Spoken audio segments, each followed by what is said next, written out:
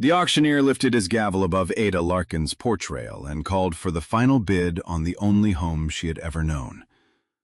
Then hoofbeats struck the hard September road. A gray horse came through the open gate, white with foam. The cowboy in the saddle looked older than he had 11 months before.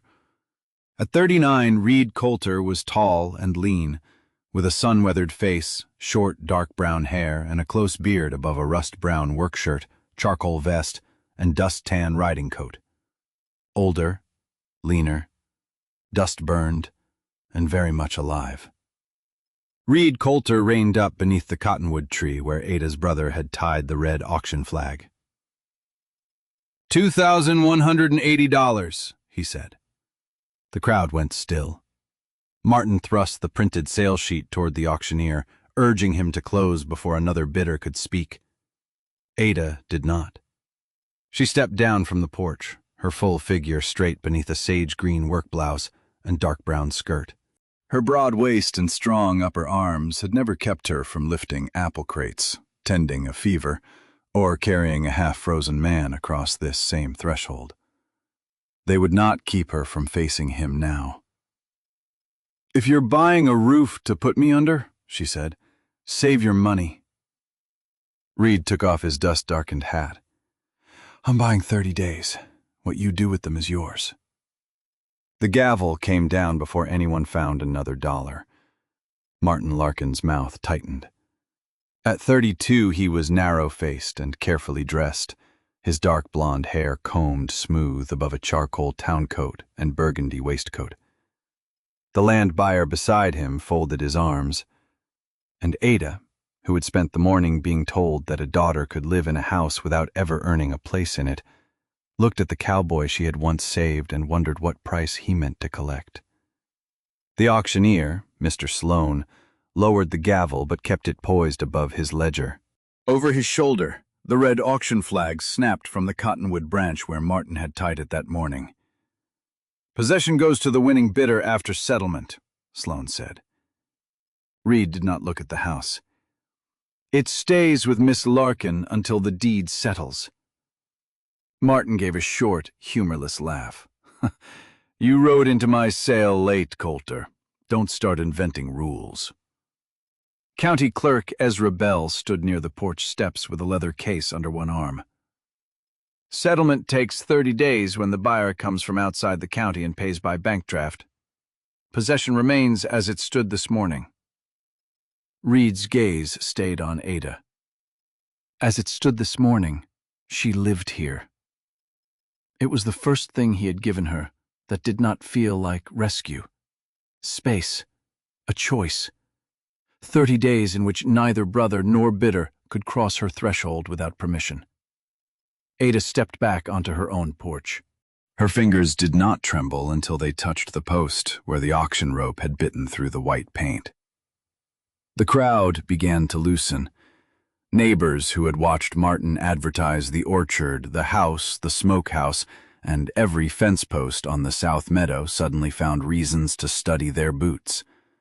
No one wanted to meet the eyes of the woman who had delivered their babies, preserved their winter fruit, and sat through their longest nights of fever. Martin stepped close enough that only Ada and Reid could hear him. "You should thank me," he murmured. "I found you a way to stay." Ada closed her fingers around the porch post. "You sold my home. You do not get credit for who bought it." The words landed harder than a slap. Reid's eyes shifted to Martin, but he did not move between them. Ada noticed that. 11 months earlier, when fever had left him too weak to stand, he had still tried to shield her from a loose stove door.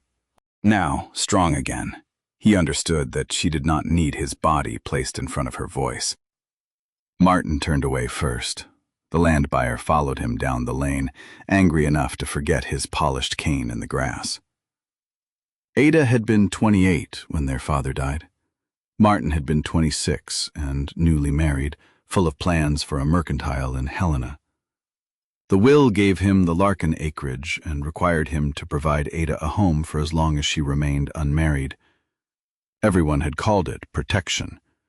Ada had called it what it was, only in the privacy of her own mind.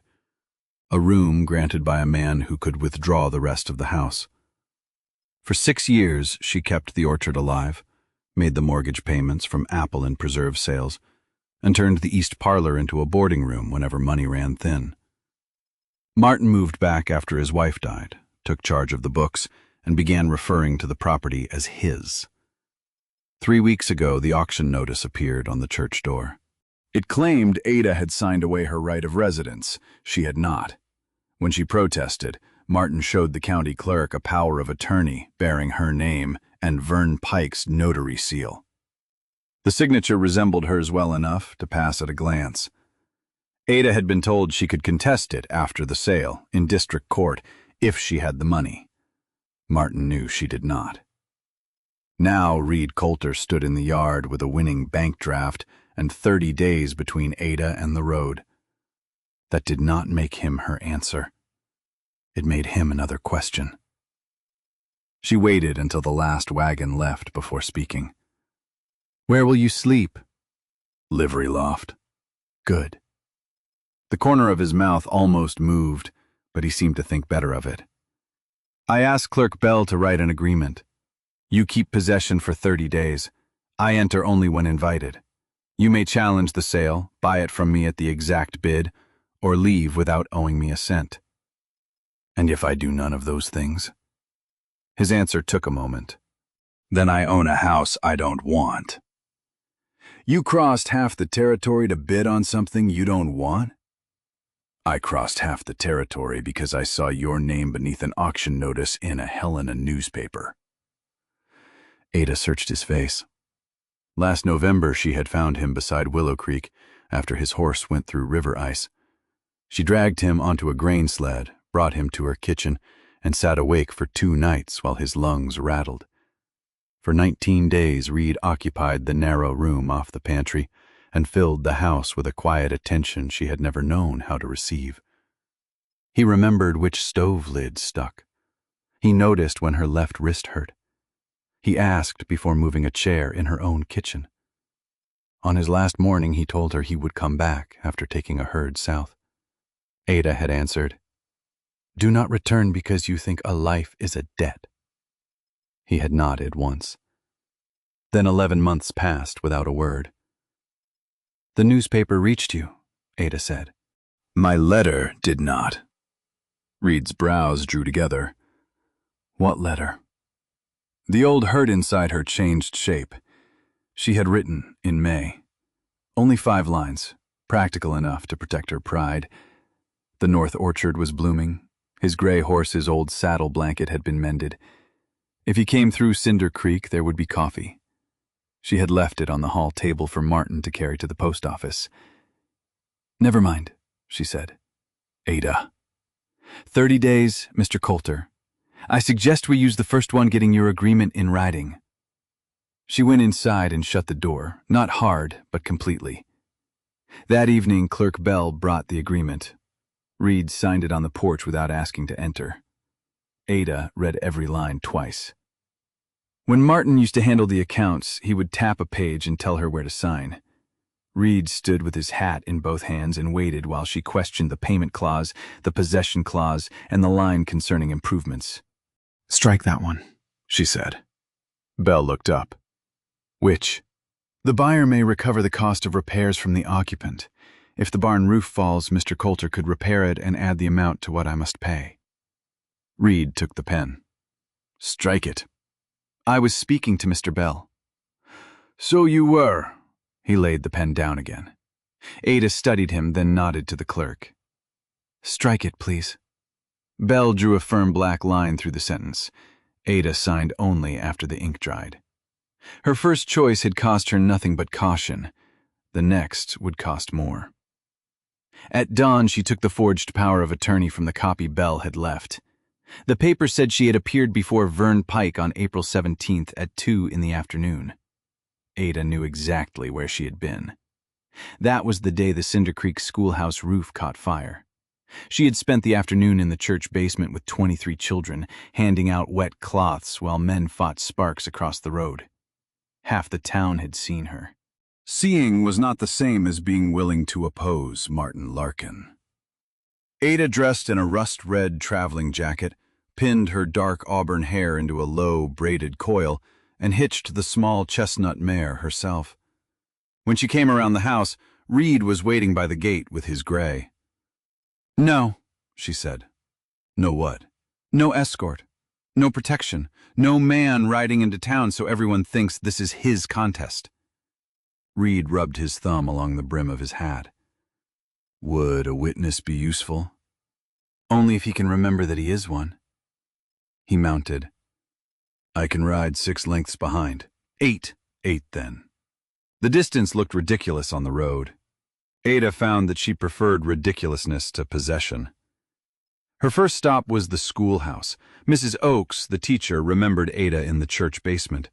So did Amos Kent, whose youngest daughter had clung to Ada's skirt while the bell tower smoked. Both witnesses hesitated when Ada asked for signed statements. "Martin says this is family business," Mrs. Oakes whispered. "He made it public when he tied a flag to my home."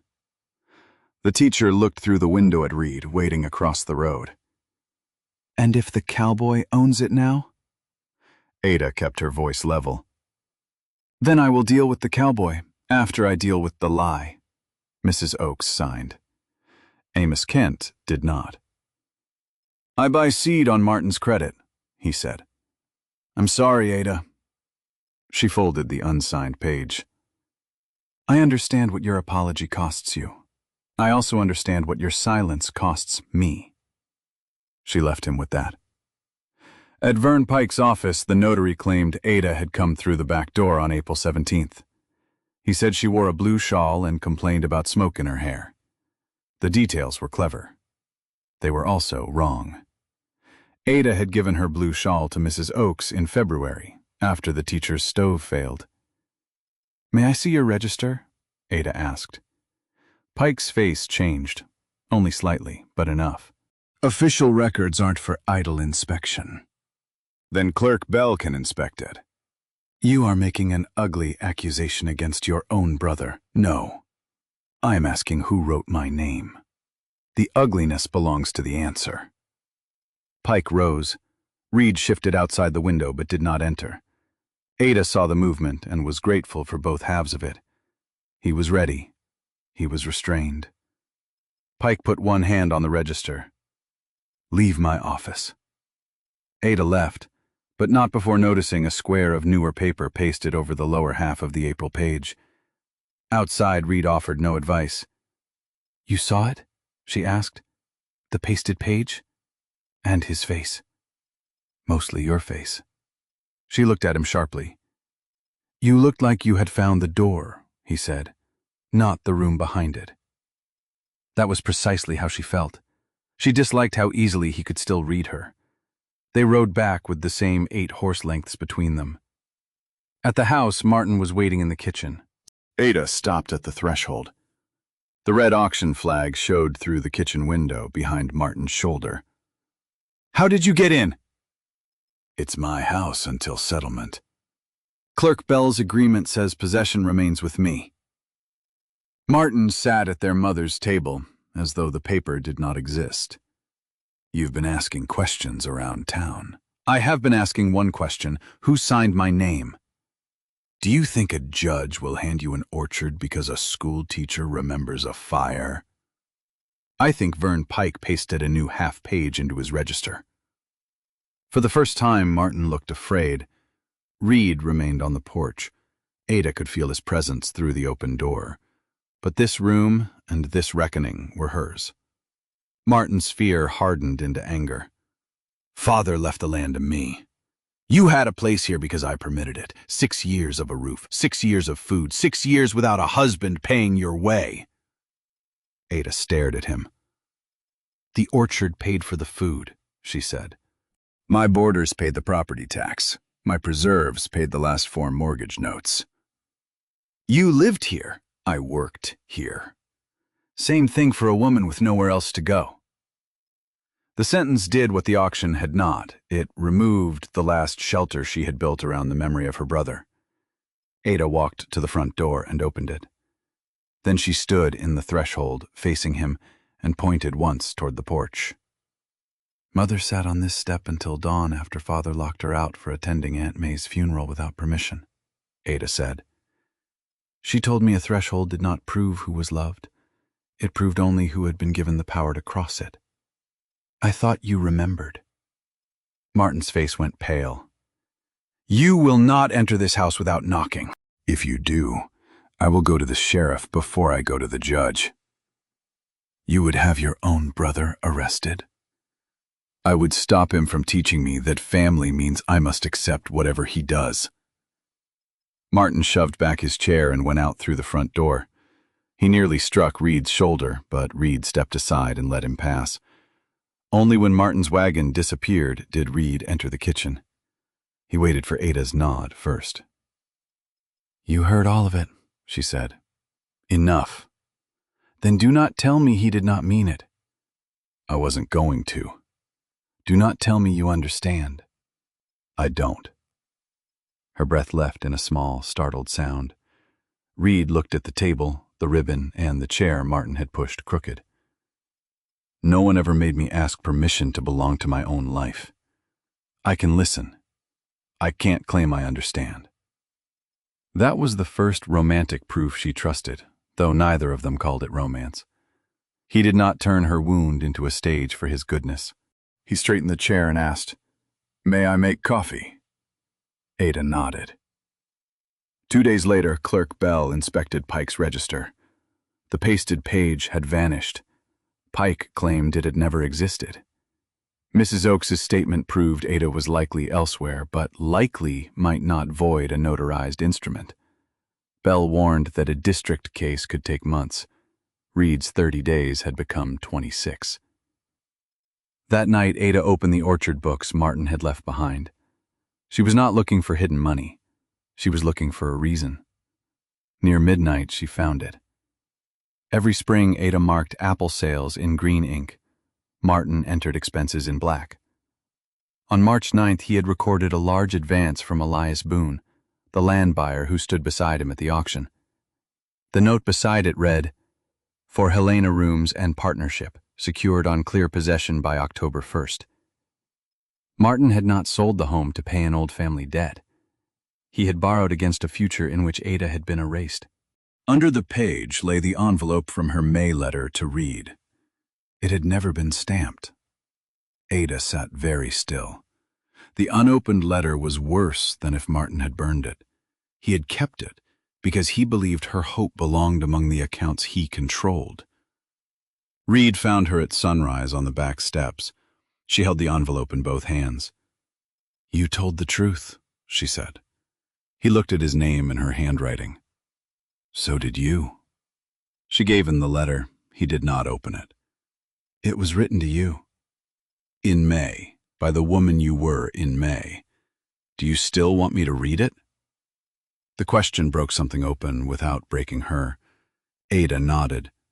He read the 5 lines, the coffee invitation, the blooming orchard, the mended saddle blanket. When he finished, he folded the page along its old creases. I would have come. I know. Is that what hurts? Partly. He waited. The rest is that Martin believed he could decide whether I was answered. Reid handed the letter back. What do you want to do? Not what should we do. Not what will you let me do. What do you want? Ada looked toward the north orchard, where fruit bent the branches low. I want him to tell the truth where he told the lie. The auction notice had been posted at the church, the mercantile, and the county office. The sale had drawn 43 people. A private apology would leave the public meaning untouched. Ada spent the next week collecting what Martin thought did not count. Mortgage receipts bearing her initials, orchard contracts made in her name, the boarding ledger, Mrs. Oakes's statement, 3 mothers who remembered Ada in the church basement during the fire, Clerk Bell's record of Pike refusing inspection. Reid helped only when asked. He carried crates after she hired him for $2 a day. He rode to the county seat because she needed a messenger, then brought back every sealed paper unopened. When neighbors assumed he was managing the challenge, he said, "Ask Miss Larkin." The phrase traveled through Cinder Creek. Ask Miss Larkin. Ada began to understand that recognition was not a grand declaration. Sometimes it was the repeated refusal to answer for her. On the 17th day, Amos Kent came to the orchard. He removed his hat and stared at the ground. "Martin canceled my seed credit because Mrs. Oakes signed for you." Ada's jaw tightened. "I'm sorry." "I am too. More than I was before." He held out a statement. It said he had seen Ada carry 2 children from the schoolyard at 2:15 on April 17th. His eldest son had written it, but Amos's mark stood at the bottom between 2 witnesses. "Why now?" Ada asked. "Because silence didn't buy the safety I thought it would. It only bought Martin another voice." Ada accepted the page. That afternoon, Elias Boone arrived with a proposal. Ada was sorting apples on the porch in a deep teal work dress, its sleeves rolled to her forearms, with loose auburn strands at her temples. If Ada withdrew her challenge, he would let her remain in the East Room for 5 years. Reid could take possession of the rest, sell to Boone, and recover his bid with 10% added. Boone presented the plan on Ada's porch as though dividing her home were an act of generosity. "Mr. Coulter has already agreed," he said. Ada turned to Reid. His expression gave her nothing. For one terrible second, the old fear returned. Perhaps he had bought time only to improve his price. Perhaps restraint was simply the patience of a man waiting to own what he wanted. Boone took a folded paper from his coat. Reid reached for it. Then he tore it once, twice, and handed the pieces back. "What I agreed," Reid said, "was to hear your offer in front of Miss Larkin so she could refuse it herself." Boone's face darkened. "You wasted my ride." "No. You wasted hers when you came here knowing the answer." Ada looked at Reid. "You could have warned me." "I could have." "Why didn't you?" "Because I thought seeing his terms might help your case." "You thought—" He accepted the correction. "Yes. I decided what information you needed and when you should receive it. I was wrong." There was no defense after it, no appeal to his intention. Ada faced Boone. "I refuse your room, your 5 years, and your belief that a woman should be grateful when a man offers her a smaller portion of what was already hers." Boone left with the torn agreement in his fist. Reid remained at the bottom of the steps. "You may go too," Ada said. He nodded. "I'll be at the livery if you need the bid withdrawn." That was the cost of his mistake. Not a beating, a gunfight, or a speech. He gave her the right to send him away and did not punish her for using it. For 3 days, Ada worked without him. She missed his quiet more than she expected. She missed the way he set tools where her left hand could reach them. She missed being asked rather than assumed. But missing a man was not the same as trusting him. On the 22nd morning, Ada rode to the livery. Reid was repairing a cinch strap in the loft. He stood when he saw her but did not come closer. "I need you to testify at settlement," she said. "To what?" "Boone's offer, the land arrangement, the exact words spoken, nothing more." "All right." "And I need you to understand that if the sale is voided, you get your money back and no claim on this house." "I understood that before I bid." "Say it anyway." "I will have no claim on your house." Ada breathed easier. "One more thing," she said. "After settlement, if I keep the orchard, the north fence needs work. I pay $2 a day and noon dinner." Something warm entered his eyes, but his mouth stayed solemn. "Is that an offer?" "It is employment. Do not improve it." "Yes, ma'am." The settlement hearing was held on the church lawn because too many people came for Clerk Bell's office. The same auction table stood beneath the cottonwood. Mr. Sloane placed his gavel beside the ledger. The red flag still hung from the branch above it. Martin arrived with Vern Pike and Elias Boone. Ada arrived alone. Reid came later and stood with the witnesses, not beside her. Bell opened the hearing by stating the question. Had Ada Larkin freely surrendered her right of residence before the auction? Pike swore she had. Mrs. Oakes swore Ada had been in the church basement. The three mothers followed. Amos Kent made his mark again before the crowd. Then Ada placed her unopened account books on the table. Martin looked at the green and black entries and knew what she had found. "These do not prove forgery," he said. "No," Ada replied. "They prove motive." She read Boone's advance aloud. She showed the envelope Martin had kept. She asked Reid to repeat Boone's offer and the claim that Reid had agreed to it. Boone denied nothing. He insisted he had trusted Martin's assurance of clear possession. Bell turned to Pike. "Produce the original notary register." Pike said it had been damaged by lamp oil. "Produce what remains."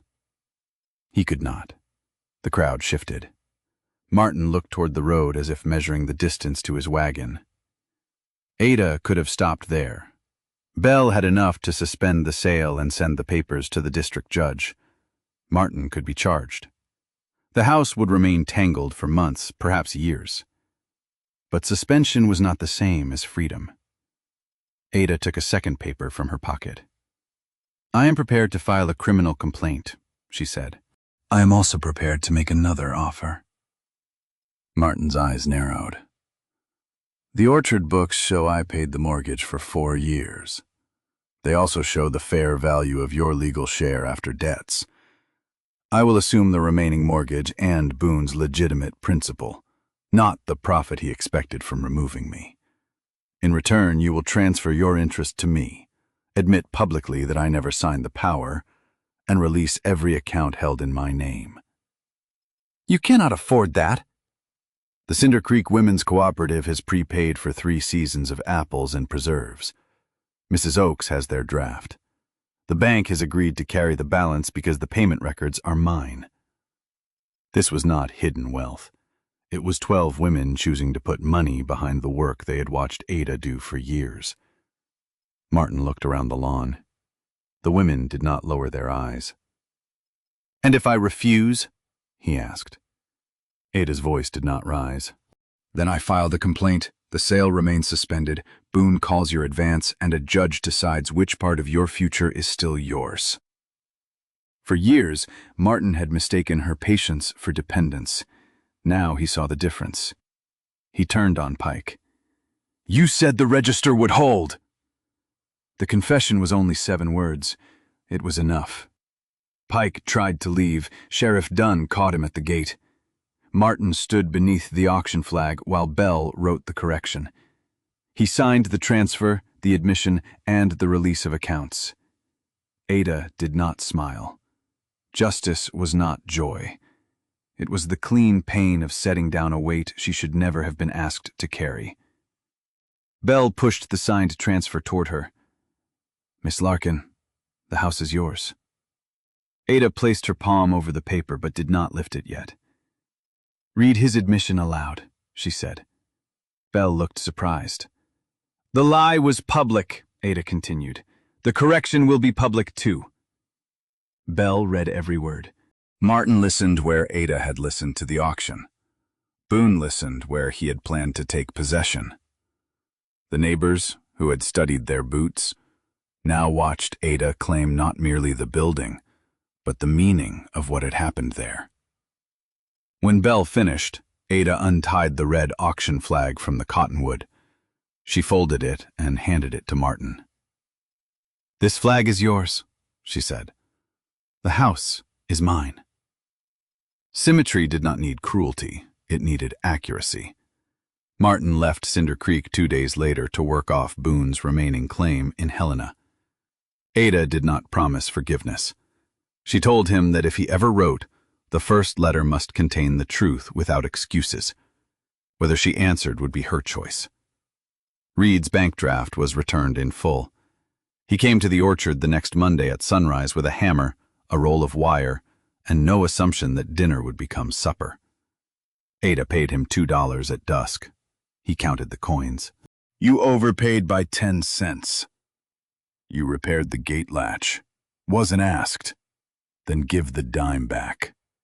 He did. She laughed for the first time in weeks.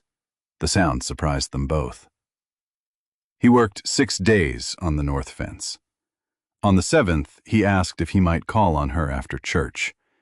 Ada said he might ask again the following Sunday. He did. By November, the red auction flag had been cut into narrow strips and sewn around the edges of feed sacks. Ada refused to let shame keep its ceremonial shape. Nothing hung beside the front door now except a small iron lantern Ada had chosen herself. One cold evening, Reid stood on the porch, holding the old saddle blanket she had mended for him. Ada wore a cream wool blouse and plum-brown skirt, her auburn hair softer now in a low twisted knot. He had come for coffee so many times that the invitation no longer needed writing, yet he still knocked. Ada opened the door, but she did not step aside at once. "My mother was right," Ada said. "A door held open by obligation is not proof that someone loves you." "No. It has to be opened by choice." "Yes. And the woman inside must remain free to close it." Reid's eyes held hers. "I know the difference." "You are learning." "Will I be allowed to keep learning?" Ada looked past him at the orchard she had secured in her own name, the fence they had rebuilt under terms she chose, and the road where he had once arrived just before another man decided her future.